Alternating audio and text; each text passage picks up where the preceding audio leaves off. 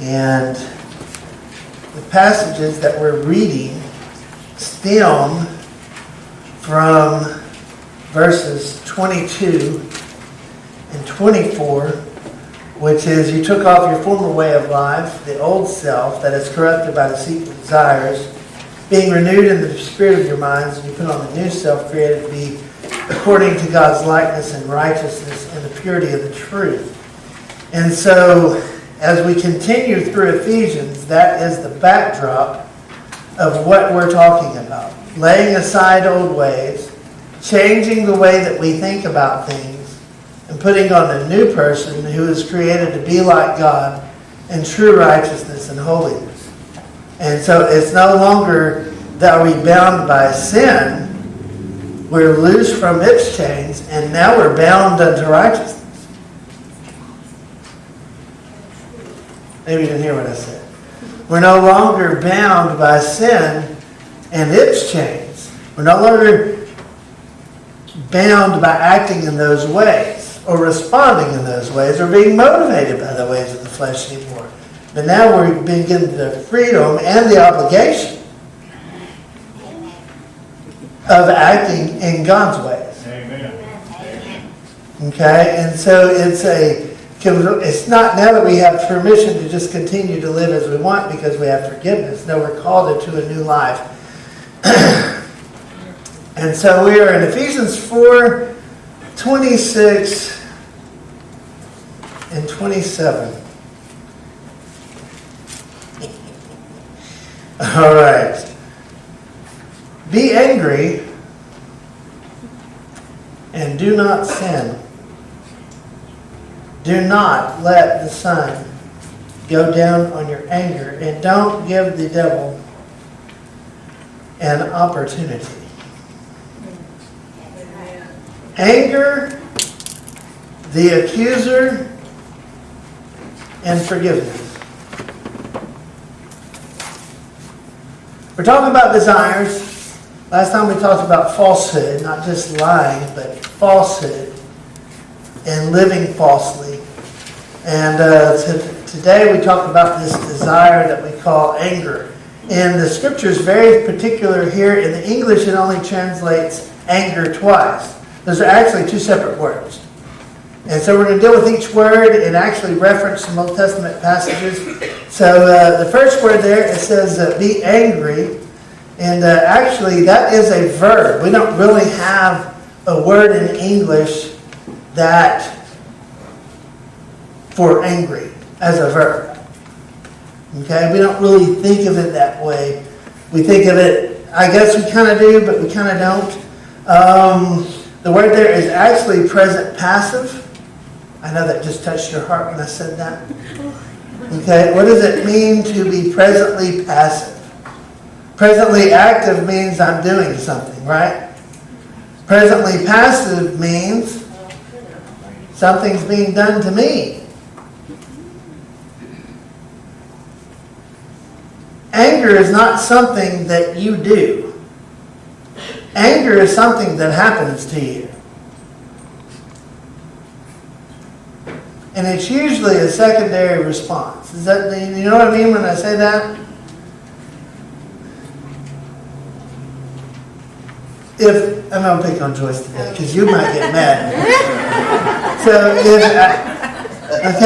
if I'm talking to Joyce and I say something ugly to her, her response is not anger. Her immediate response is hurt. And then anger follows. If someone dies, the immediate response is grief. And then anger follows. Anger always accompanies another response. And so anger is something that emerges from you. And that's why anger within itself is not necessarily wrong. Okay? It is a desire that is in you, just like many other desires that we will deal with. It's a desire that is in you, and it happens to you. It reverberates from your flesh and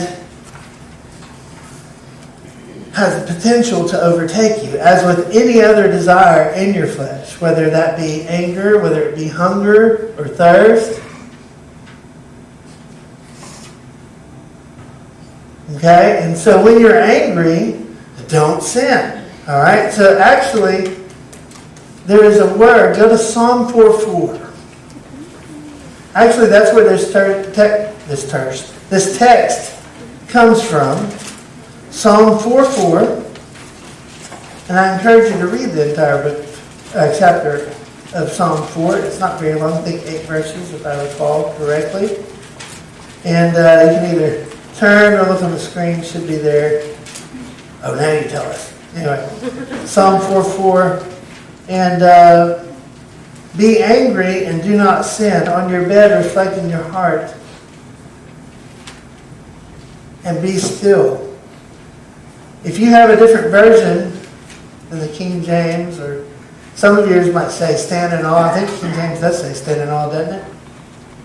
Stand in awe. Some say tremble. And the Hebrews got the idea of what this word means. I'm not talking just irritated. I'm talking about you're perturbed. And that was this word means. Ragaz, agitated, to quiver, to quake, excited, or to be perturbed. We have gone from just preaching to meddling, okay? We have gone from just talking about impractical things to everyday occurrences in your life. I have a unique gift and ability of being that source of perturbing and irritation. I'm a little brother. That's what I do. Okay? And so it's agitated and being agitated. And so what it's talking about is when it starts off and it doesn't bother you and then you can feel it. I don't know if you know what I'm talking about. I'm pretty sure you do. Just think of your little brother or someone irritating you at the house, jumping in the bathroom before you. It'll start coming. And so you get this, it starts here and then you try to control it and it's like boiling water. And it starts real still and then it starts to quiver and it starts to bubble and spew. And after a while you can't really control it. It starts popping out this pot. You know what I'm talking about? Okay. And that's a lot like anger. And what it's talking about, you in your journey, parents, you understand this. Your child does something for the 15th time and in 5 seconds, and you're just, and you sound like you don't know what you're talking about. You don't room.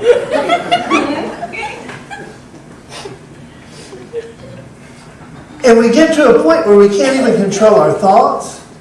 We can't control our words. We can't control our actions. And this is what it's a desire that overtakes us. And this is an old desire. It was the way that we used to act, the way that we used to live. We would allow things to irritate us and to perturb us and to bring us to a point where we were uncontrolled. And this is what Paul is saying. He said, there is, and actually, it could even translate, if you must be angry.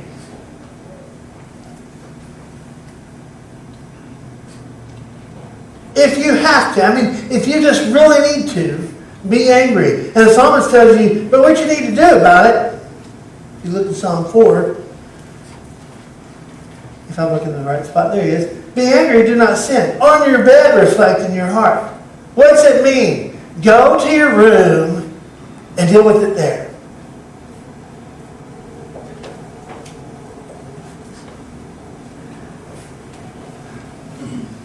Go scream at the pillow. And deal with it there. Don't bring it up the next morning. If you have to be in a point where you're being perturbed and offended and all these things just makes you happy, that's great. But don't do it in public and don't do it around anybody. And don't even talk. That's exactly what we do when we're angry, right?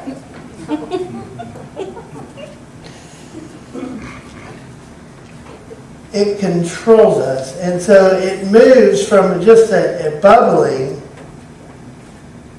back to Ephesians 4:26, it moves from a bubbling to a state of being. Okay, just like you're boiling water, it doesn't start, you just turn on the thing and all of a sudden it just, right? I don't know if you knew that's how bubbling works, but that's what it does. Okay, and so it doesn't just bubble immediately, it takes a point. And if we allow ourselves, we get to the point of being angry. See, there is the verb of anger and becoming, but then there is the state of being angry. And this is not good. Okay? We have to deal with it. The word here, instead of being angry, anger controls all of your faculties. It's where you have allowed this to take you over, and you are going to deal with whatever it is that has made you angry in the way that you're going to deal with it.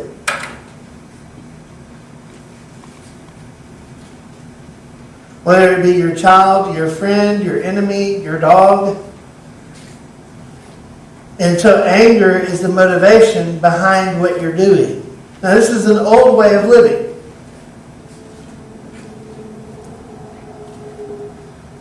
And so anger controls your tongue. Anger controls your thoughts. Anger controls your actions. It even controls your emotions. And sometimes anger can lead us to put this layer of flesh over our hearts that we call a callus, that we turn from just being angry with someone to where it's hatred.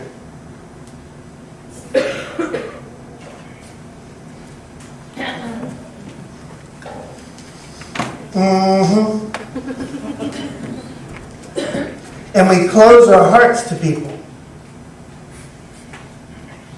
because of things that make us angry. By the way, what makes us angry?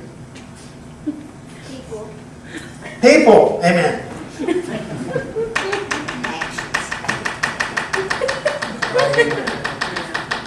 I'm waiting for it. I'm starting to see the faces.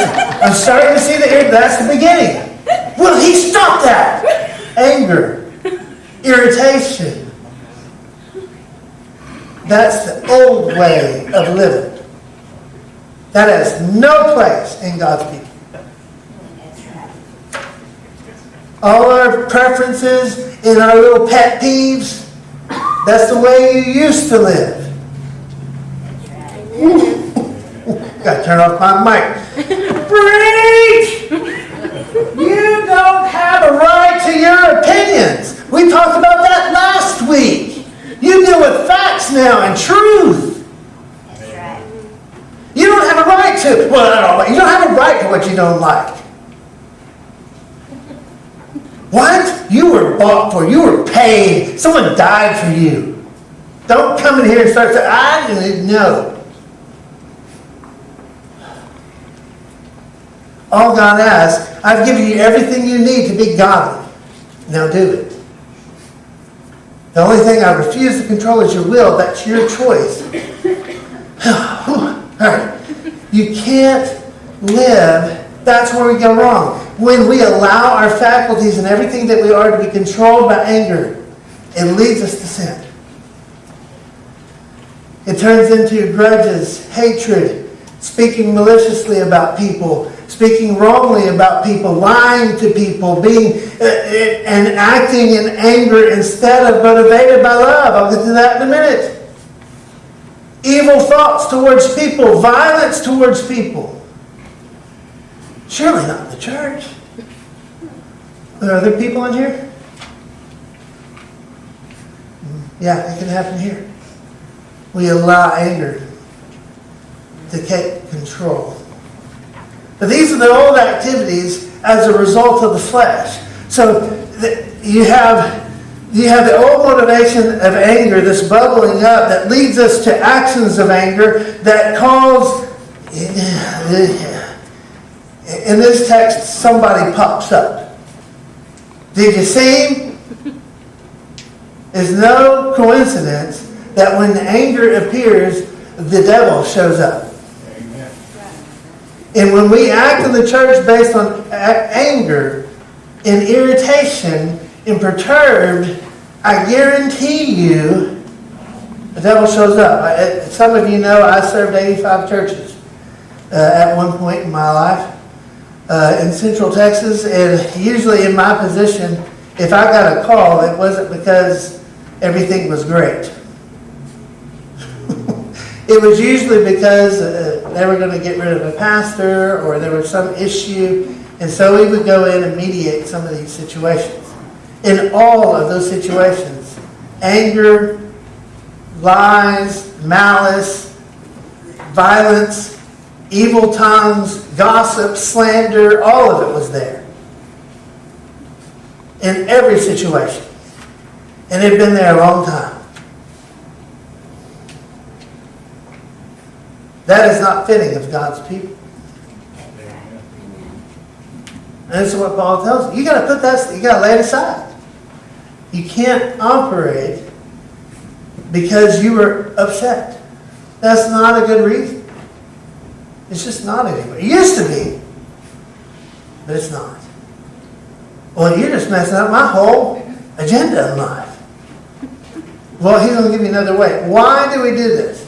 Because there is the accuser, the devil. What does he come and do? How did he get involved? Well, because we started acting like ourselves instead of acting like God. And he comes in and he just gets in on it.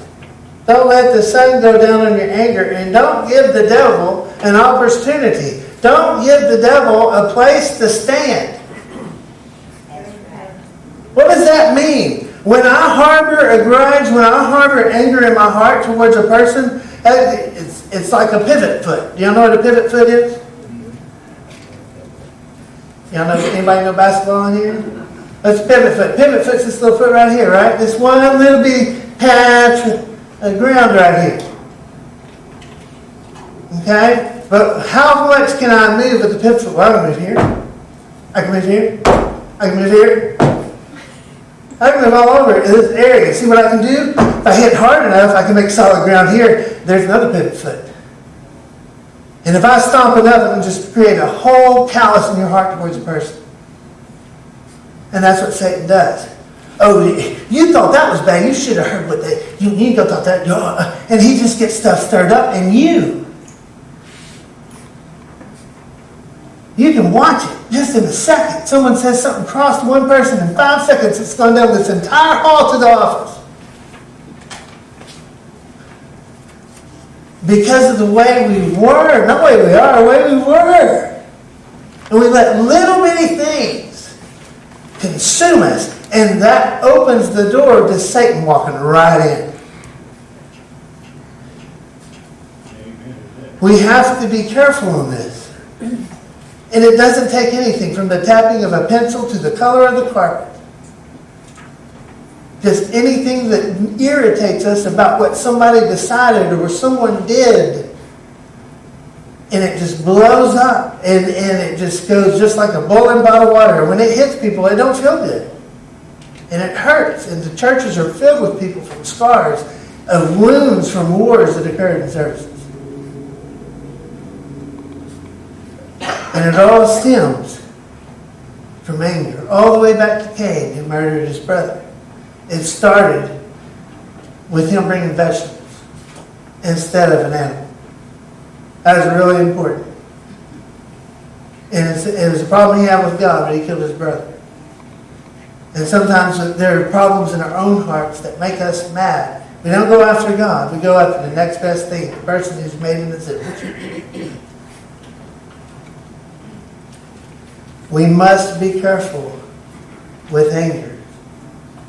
It gives the devil a possibility, an occasion to step in. So the old way is I was motivated by anger. It started, then it led me to an action of anger. And then what it erupted into was the devil being able to be involved in my family, being able to be involved in my church, being able to be involved in my workplace, and just disunity, disharmony, dissension just blew up.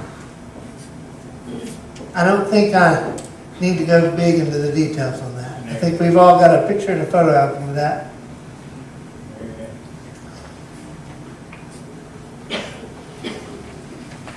Well, is there an alternative? Thank God. Yes, of course there is. That was the old way. We used to be from a verb to an action to manipulation. A manipulation by Satan and disunity and all of these things. What is the new way?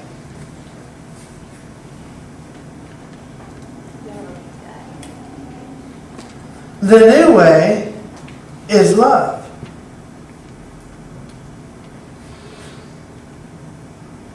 See, if I'm motivated by love, love covers over a multitude of sins. Amen.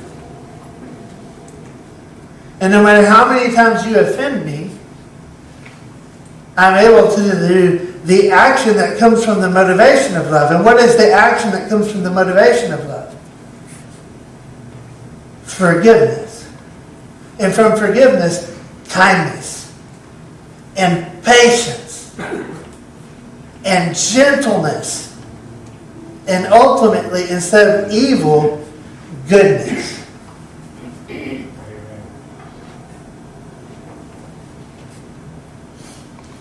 But it all starts from my motivation. If you are angry, that's great. But don't let it dominate you. You have another motivation. And it's a God-given motivation. And that motivation is called love. Amen. Do you harbor ill feelings to your neighbor? To your brother? To your sister? That's the way we used to be. The way we are now is that Ephesians 4:32 will answer this. Forgive one another, even as God in Christ Jesus has forgiven you. Amen. Okay? I get a little ahead of myself there, but that's the point. The way that we get rid of the flesh is to start living in the Spirit, which is exactly what this text is telling us. Take off anger. Take it off. Put on love. Take off all the actions that stem from anger and hatred and grudges and bitterness, and put on kindness. Love your enemies. Pray for those who persecute you. Because anger does not bring about the righteousness that God desires. Be slow to speak, quick to listen, slow to become angry. James chapter 1. These are all things. Listen, it's not the takes that destroy a vineyard. Solomon told us it's the little foxes. It's not the big actions of sin that destroy a person. It's the little bitty foxes that come and just pick at your integrity. Amen. Amen.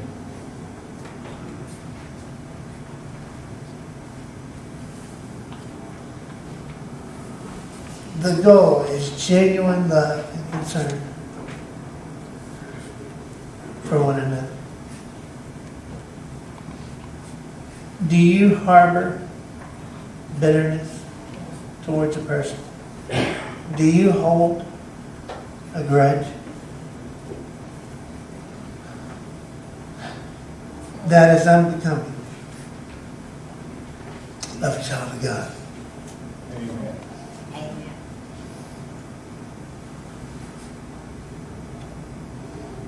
And you can still be a child of God. You just have a little BO. A little body odor. You'll still smell like the old man. You'll stink a little.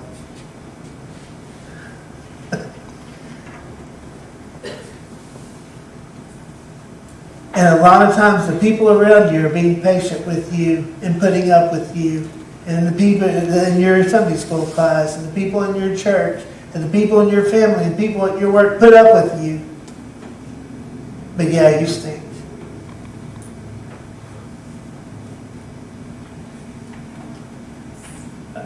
This list is not easy because it deals with the core root of who we are. Do you harbor bitterness, or are you motivated by love towards others? Let's pray together. Father, thank you for your word and your ways. Thank you for who you are.